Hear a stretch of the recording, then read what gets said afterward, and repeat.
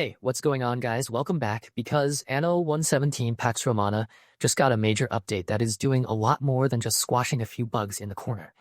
This patch lands alongside the Prophecies of Ash content drop, and the official notes make it very clear that this is one of those updates that changes how the game feels in a bunch of different places at once.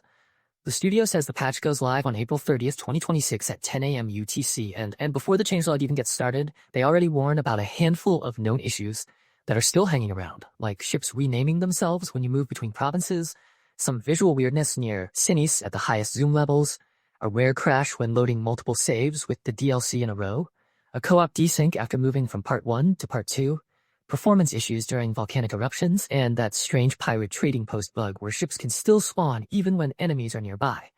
So right away you can tell this is not just a tiny tune-up.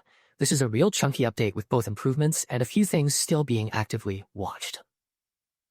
Now, the biggest stuff in this update starts with the way the game actually plays moment to moment. One of the more interesting changes is that DLC can now be turned on at any point during a run, which is a huge quality of life move because it means you are not locked into that decision from the start anymore. If you load a save from before the DLC existed, the game will prompt you, but you are allowed to put that choice off and come back to it later. That alone makes the whole setup way less stressful. They also added a workforce priority system meant to help stop negative spirals, which is a very welcome idea in a city builder. Because once one part of the economy starts slipping, everything can snowball in the worst way. The priority order is military first, then adding population, then population area effects, then income, and then income area effects.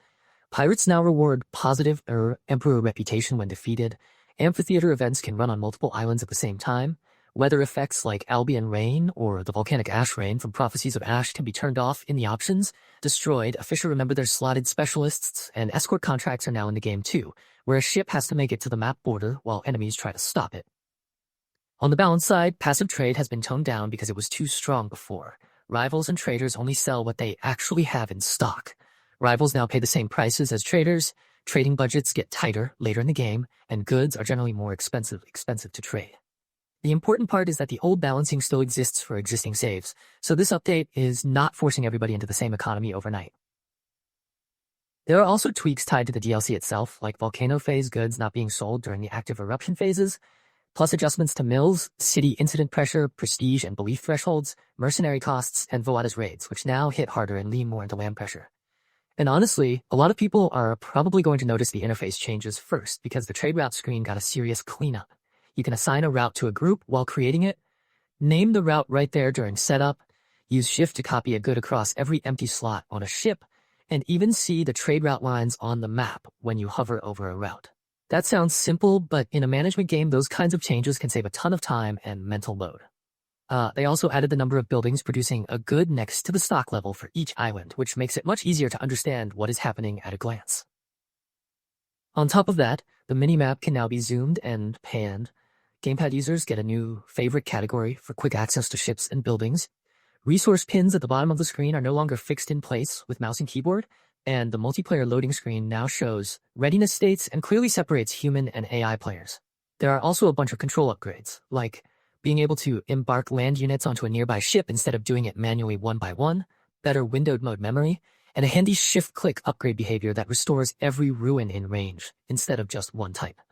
Then come the bug fixes, and this section is massive. Trade routes are more stable, active trade got several fixes, Albion progression issues were repaired, pirate and rival behavior was cleaned up, diplomacy screens and relationship logic were fixed, UI scaling and colorblind readability got attention, visual glitches with villas, walls, banners, ornaments, aqueduct previews, and nighttime world map transitions were addressed, audio mistakes were corrected, multiplayer stability got improved, and campaign and tutorial problems were hammered down across quests, governor decisions, and assorted objectives. So when you put it all together, this update is really doing 3 jobs at once. It smooths out the economy, makes the UI much easier to live with, and lays the groundwork for the new content without leaving the old systems behind.